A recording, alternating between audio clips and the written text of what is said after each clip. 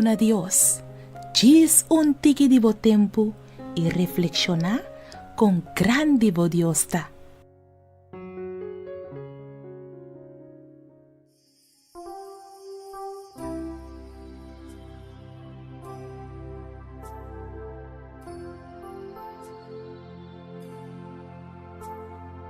Pueblo de Dios, buen día. Dios bendiciona vos cada uno una parte que vos soporta. A mí también Iralín Felicia y que goza hoy me un día más me compartir con Dios su palabra. Hoy es reflexión de día ta titula Bono por compra cielo. Y la palabra de Dios que nos va a reflexionar arriba ta queda hallada en el book de Romanos, capítulo 6, versículo 23. Pa sombra, el pago de pecar ta muerto, ma el don de gracia de Dios ta vida eterna en Cristo Jesús, no Señor. Salvación ta un regalo de Dios completamente gratis. Pa sobre Dios aduna suyo Jesús pa morir pa nos na cruz. Esa aquí hace vida eterna posible pa tu gente. Nos tengo gis entregar nos corazón na Jesús. Hopi awe tem dificultad pa compreender ta con un regalo assim aqui de verdade ta gratis.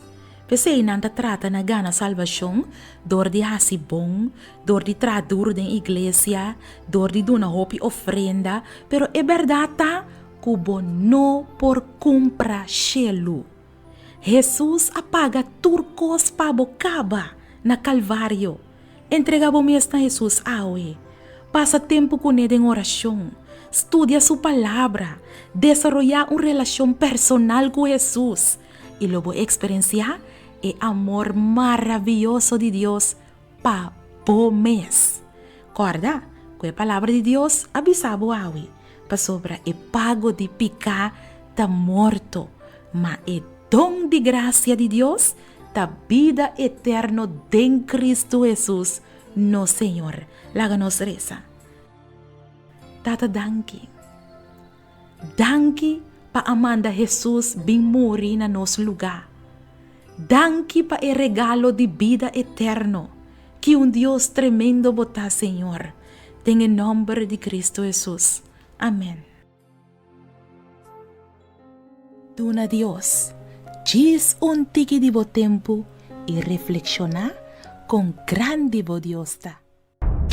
Nos mundo ta den turbulencia. En mente nan de más brillante no por comprender de con historia de país y isla nan democrático tabayendo den rumbo de dictadura.